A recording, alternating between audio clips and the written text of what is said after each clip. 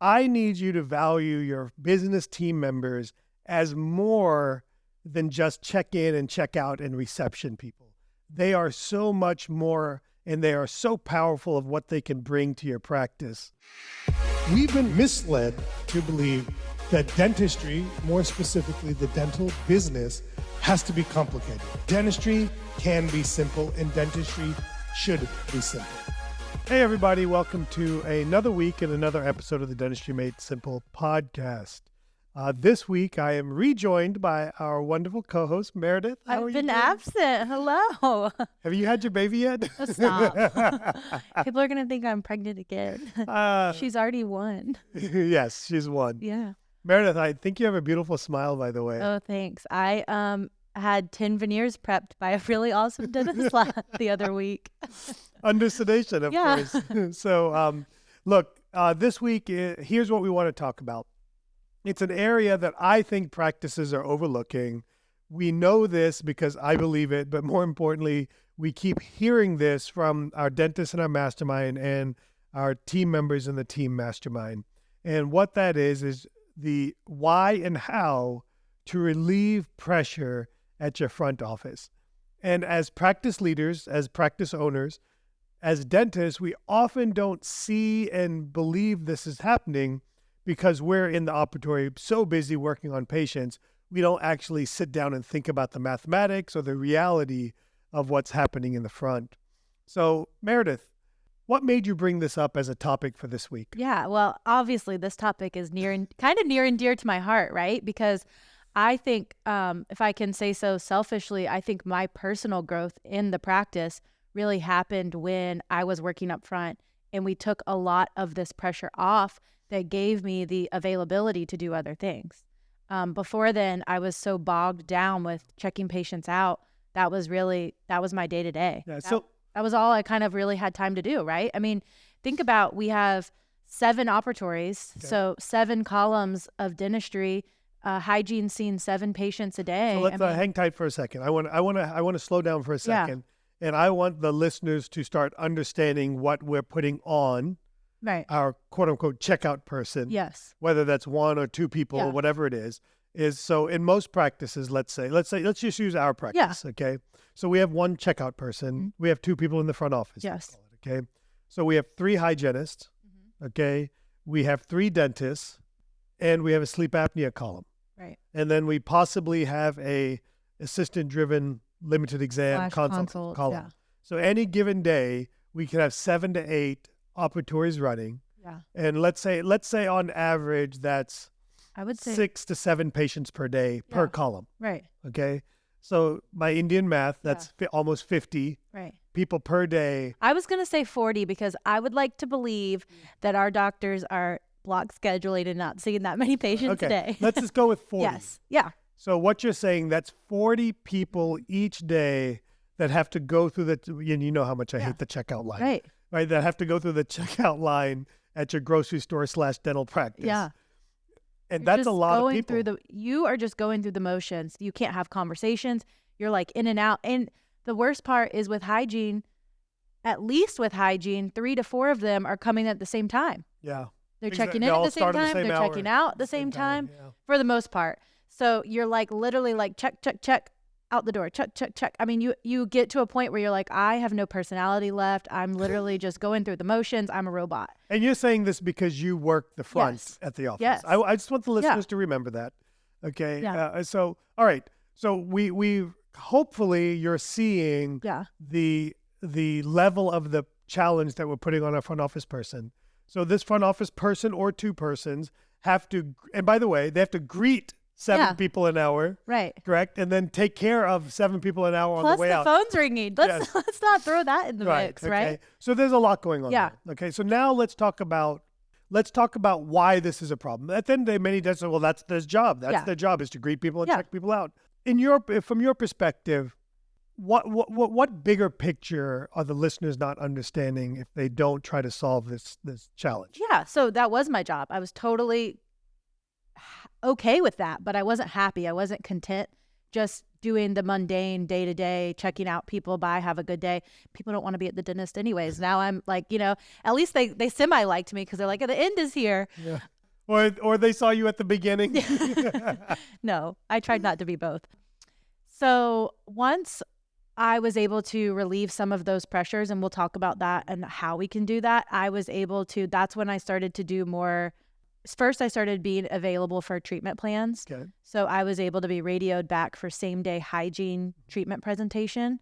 So it was typically general dentistry, anything over one appointment or over $500 to $1,000 in treatment, just depending on the hygienist and where they were at or where they felt comfortable with. I was able to take over those patients. And that's where I really felt like I just knew I could do so much more. And when I started doing that, I really kind of fell in love with the next step. Yeah. And so then it was like I wanted to get less and less. Yeah, but a lot of the dentists don't want that to happen to a certain degree. Well, I wanted to get less and less of the checkout role so I could do more and more of the treatment planning, right? Because that's where I felt like I could be doing the next step. Okay, so I'm going to play a little bit of devil's advocate, okay, to you and the audience and to myself a little bit. Well, I have high case acceptance already. Why do I need to relieve this pressure? We're doing fine just as we are. Yeah. So I think all of this always comes back to dentistry. The traditional model of dentistry doesn't have a dedicated, quote unquote, salesperson or a person finishing or finalizing the buying process in the practice. It's so much left to the clinical team and or the low-hanging fruit patient that's just ready to do it, and they pull out their credit card and make it happen. Yeah. And so what I want our listeners to know is that when you install or put in, however you get started, a dedicated salesperson, you don't call them a salesperson, and I don't want them to think of themselves as directly a salesperson, but they are. A patient advocate. Yeah, whatever. Yeah, that's what coordinator, whatever you want to call it, right? Things get better. Yeah. Okay. One is you capture patients that leave that just don't say yes right away. Mm-hmm. Okay. So you have the opportunity to have a conversation and convert more cases. You make it easier for patients to say yes to doing more dentistry. And the bigger thing I think most people aren't seeing is you start doing more of the dentistry you are trained to do. So I have a good example. Yeah, I love that. So we had a hygienist who was presenting a treatment plan for a crown. She'd already put the plan together. She realized her next patient's there. She's running out of time. She was just like, hey, can I just transfer them to you and you do the presentation? I've already got everything. Everything's ready. Right. The patient is already aware, ready, like slam dunk, right? Well, she brought the patient to me and I'm just assuming like I'm just taking over. The patient knows they've already scaled back. They just want to do this one crown, right? Or this could have been that was all the hygienist was comfortable with. Right. So the patient starts asking me about sedation. And I say, well, if you're going to do sedation, let me look and see.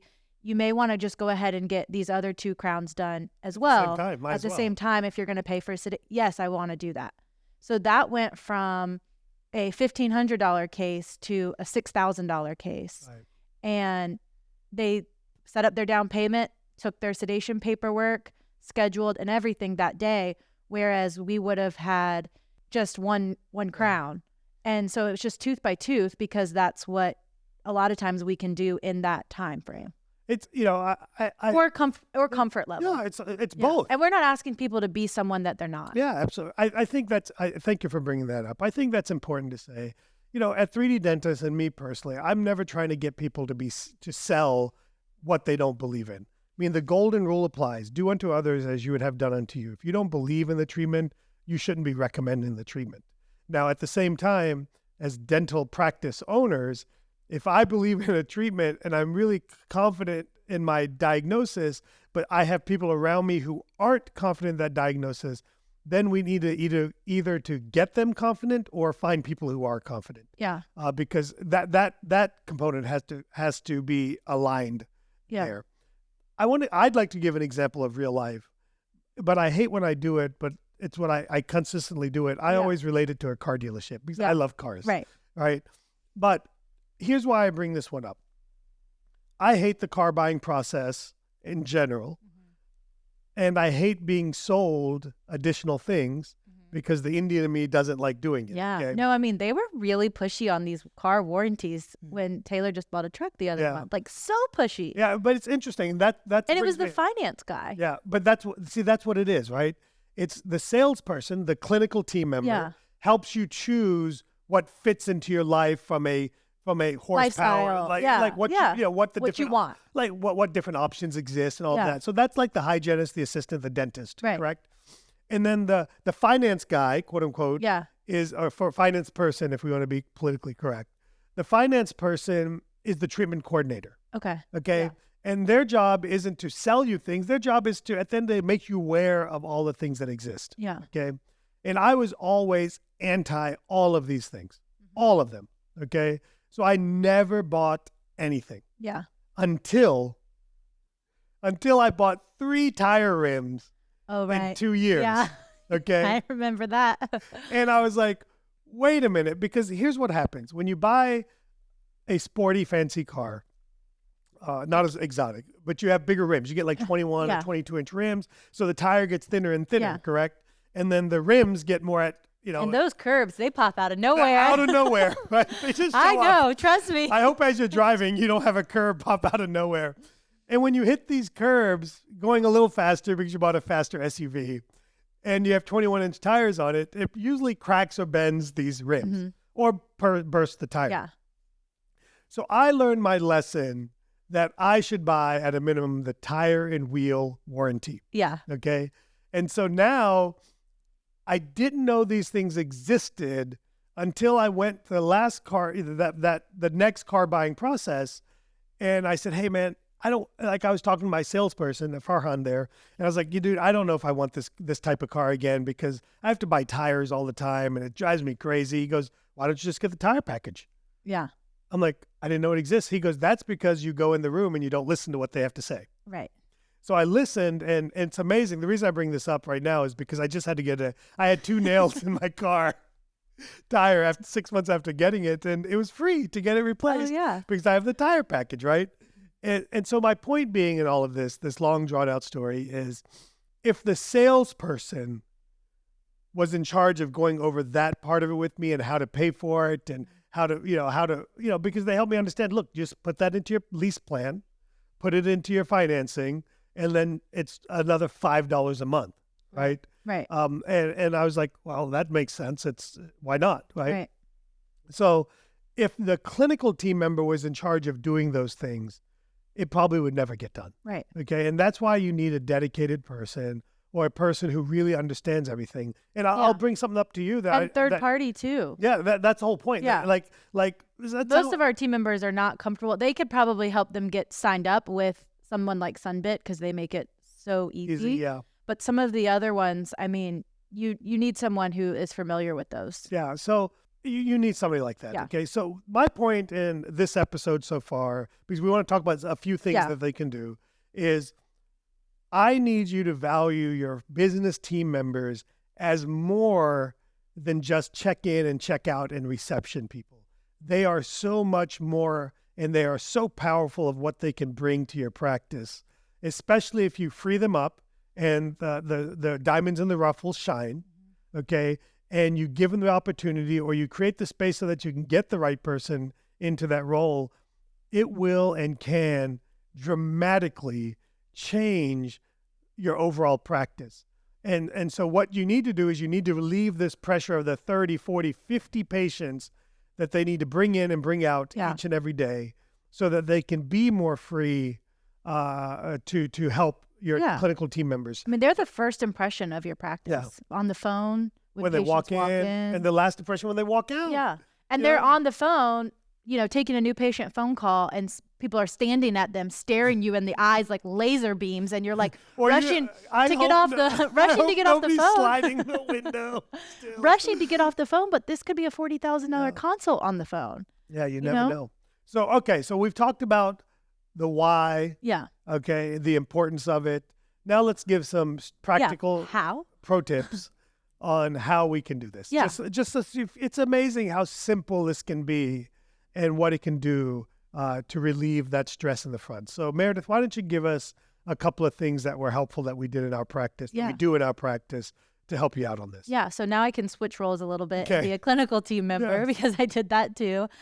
But in the back, it only takes 2 more minutes to check, quote unquote, check your patients out in the back. And what do you mean by checkout? What's typically involved with checkout? For our office, our rule of thumb is if it's under $500, we try to collect payment in the back. Not try, we do. Push. What I was going to say is we collect the payment in the back unless there's any pushback or questions or anything like that. I just want to make it clear that, they said you have to do this, and like, we're a team. So if my patient has questions or my patient needs something, like obviously I can radio, but you're giving someone a heads up, and that's the thing of wearing the radios and asking for those, that we can have somebody available to talk to our patient. But for the most part, we're taking any payment in the back. So that's pretty much all of hygiene. Yep. So that eliminates. And hygiene payments are always $500 or less. Right. So that was saying that would eliminate, besides like patients wanting to pay in full or larger down payments. That would eliminate 20 patients a day. At least. Yeah. And those are the easy ones. Yeah. We're rescheduling patients' appointments in the back. So pre-scheduling the next recall visit. Yes. Any post-ops for patients that are doing treatment. Okay.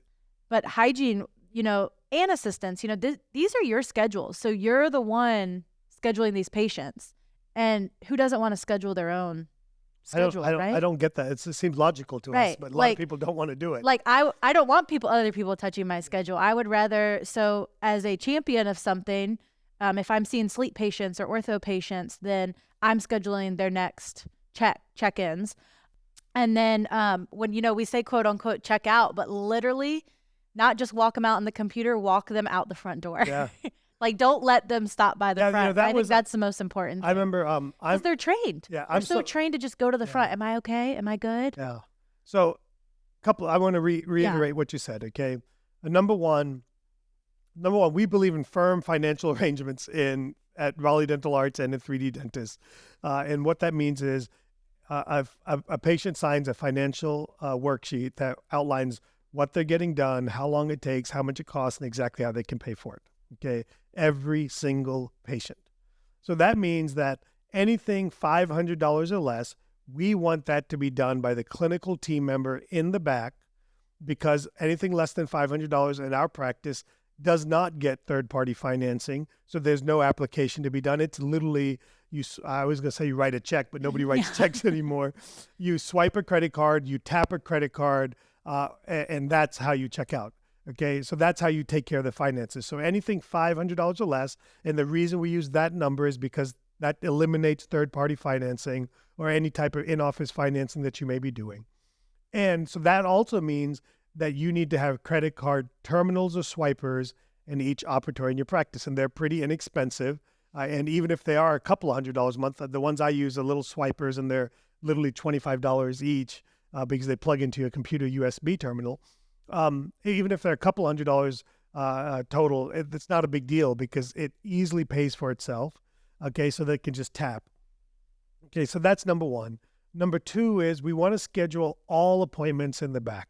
Okay, so anytime a patient's coming back, okay, we want to schedule in the back because, as Meredith said, who doesn't know the schedule better than the team members seeing the patient? My assistants know my schedule the best. They know what's going on in the schedule. They know how we can, dovetail things if we have to, or which patients we need to have in when, and all of those things. The hygienist, who doesn't want to control their own schedule in terms of, this is a difficult patient. This person likes to come in the morning. Hey, this is a friend. I want to get them well taken care of and see me.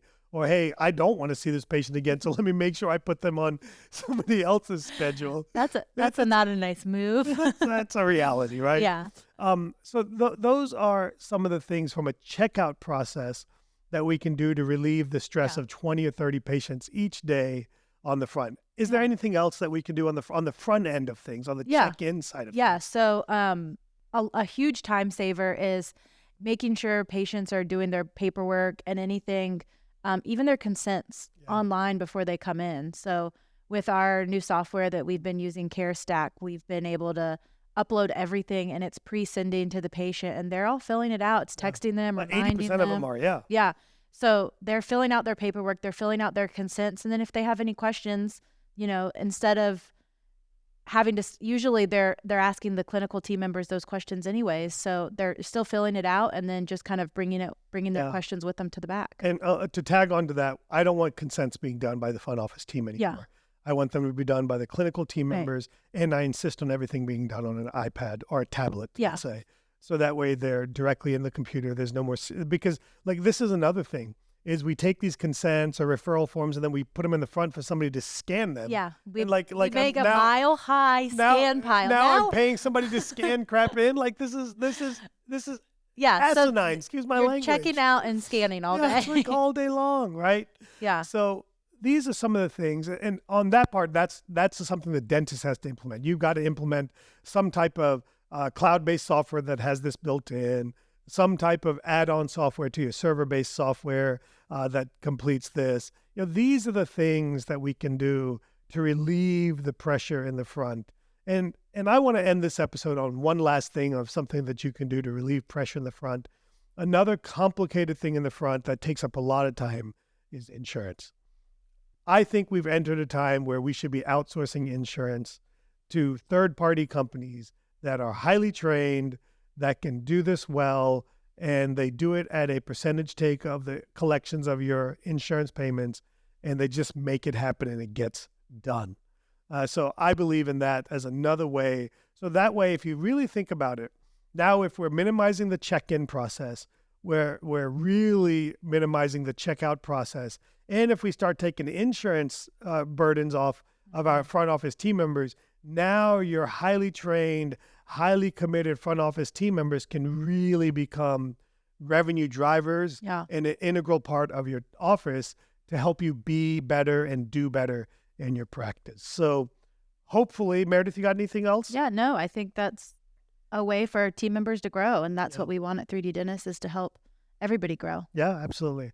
So listen, a couple of things. Join our business mastermind. It's amazing. We are now officially booking into 2025. So at this point, you cannot join. So if you think you want to get in, go ahead and fill out your application. Unless you bribe me. Pay your deposit so that you can get your spot for January 2025. If you want to attend our 3D Growth Summit, it's about a month away. It's sold out, and we have live stream tickets available that get you access to the live stream and the recordings so that you and your team can watch it over time. I promise you. What is the price on that, by the way, Meredith? $395. $300. That's it? Yeah. $400. Maybe I should have told him it was $13.95. Yeah. Y'all run. $395, which is nothing. Yeah. Okay, to get even one nugget, which you'll get for sure. Okay, will drive your practice revenue tenfold over that $395 cost to live stream it and or watch the online recordings. So for an extra $500, we'll send somebody with confetti to your office so you feel half the energy that will actually be there. Not even half, just a little bit. And the other thing is we now have our 3D Dentist Pro community app. So if you want to get closer to what we do, be a part of our community, all you got to do is go on your App Store or your Android Store, Google Play, I think it's called, and search 3D Dentist Pro, and you will see the app there, and you can join it. You have access to that's how you can watch our online training. That's how you can direct message any of us here at 3D Dentist. That's how you can be more involved with 3D Dentist, and you can participate on a discussion around any of these podcast topics that we put out. So that's there. And then the last thing I want to tell you guys is we are only a few weeks away from to delivering 2 new podcasts. One is a clinical dentistry podcast led by Dr. Tim Anderson, who is a phenomenal clinician, phenomenal photographer, phenomenal digital dentistry 3D printing expert. And then a Dental Diaries team member podcast, which will be hosted by our own Meredith and Aubrey from Sully's office. So we are really trying so hard to improve dentistry, and all I need from you is a little bit of help and help us spread the message and help us expand our reach with these podcast episodes. Make your team members subscribe to the episodes. You share it on social media. Take our training programs. Let us help you really take control of your practice, take control of your finances, and take control of your future. Have a great day, and we'll see each of you next